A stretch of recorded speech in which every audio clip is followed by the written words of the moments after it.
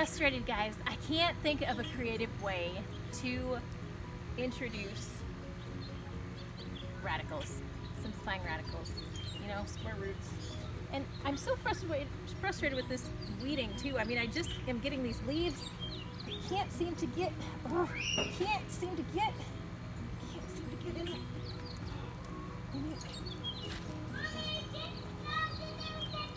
Oh, any roots? Roots, square roots. All right, today we are going to review simplifying radicals or square roots. Well, hello again. Again, we are simplifying radicals. We're reviewing. I thought I would try it in a new way, just to shake it up a little bit. So I'm going to try to solve this radical, which is actually a pretty easy one, but I'm going to attempt to solve it while upside down. Okay, so we're simplifying radical 45, so to try to think it through in your mind how to do this. Again, I think you probably remember how to do it, but we're just checking to make sure we remember. All right, so wish me luck.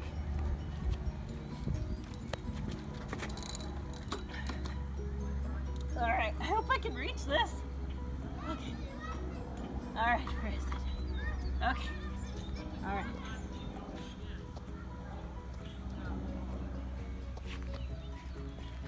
Okay. Let's see. Is that right? No. That. Okay. Is this right side up? Okay, so the square root of 45. First you have the square root of 9 times the square root of 5. The square root of 9 is 3, so we get 3 radical 5.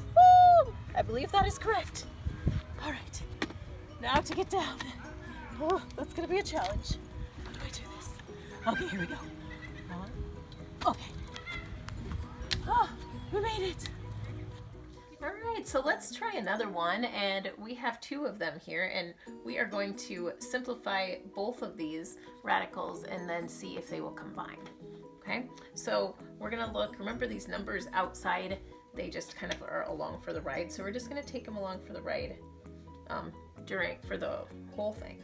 Okay, so then we need to find the perfect square that goes into 18, and we know that is 9, and 9 times 2 is 18, plus, then we've got 3 perfect square that goes into 32, yes, that's 16. And then 16 times 2 is 32.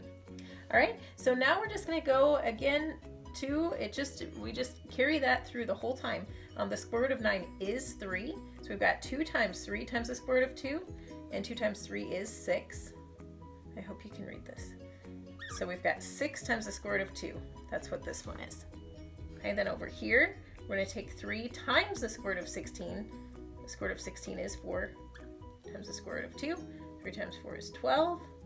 So we get 12 radical 2 for this one. Okay, so we've got 6 radical 2 plus 12 radical 2. So if you have 6 of something plus 12 of something, then you get 18 of that something. So it's 18 radical 2.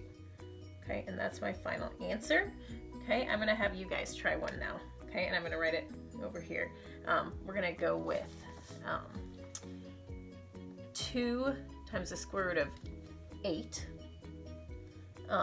minus 4 times the square root of 18. Okay, so try that one. All right, pause the video now. How did you do? I bet you got it. All right, we're gonna do a few more, and these are going to be radicals with fractions. Okay, so this first one, we've got the square root of 9 over 25. So that's the same thing as the square root of 9 over the square root of 25. Okay, and so this one turns out actually really nice. Okay, so then it's just 3/5. Okay, that's it. That's all you gotta do. Okay, now this one, remember, you can't have a radical in the denominator. Okay, it's illegal. Okay, so we have to get rid of that. And remember, the way to do that is to multiply the radical by itself. So we're going to multiply the top and the bottom by radical 2. Okay, so then on the top we've got 4 radical 2, and on the bottom we've got radical 2 times radical 2. And remember, when you multiply a radical by itself, you get whatever is inside, because the square root of 2 times the square root of 2 would be the square root of 4, which is 2. Okay, so you get whatever is inside the radical. So we get 4 radical 2 over 2. Okay, and we can simplify that. 4 divided by 2 is 2. So we get 2 radical 2. Okay, so that's these two, and then I'm going to show you one more, and we haven't looked at this next one before. Okay, so I'm going to show you one more. Okay, and here it is. Okay, there is a radical still in the denominator, but we can't get rid of it the same way that we were getting rid of it before.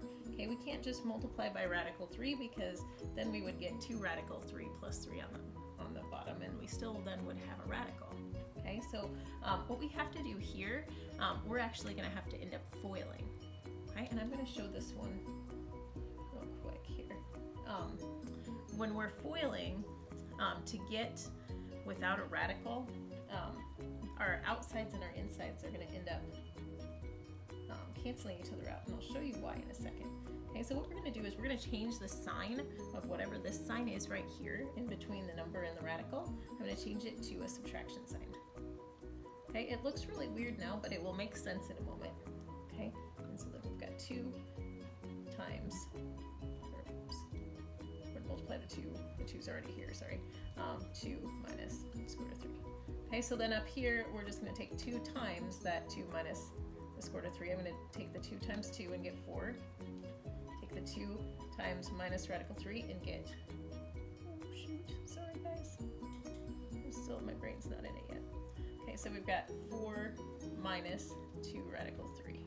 Okay, 2 times 2 is 4, minus 2 times the square root of 3.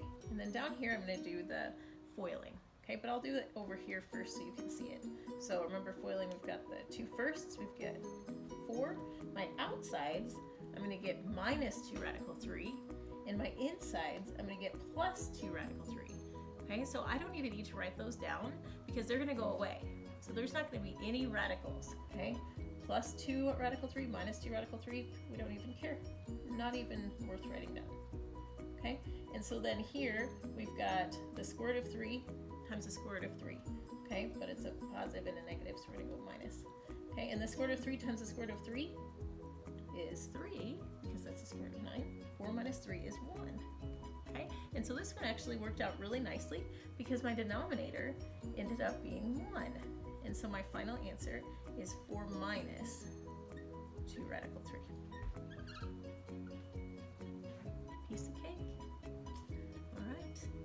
And finally, I would like you to try these 5 problems. This would be your homework.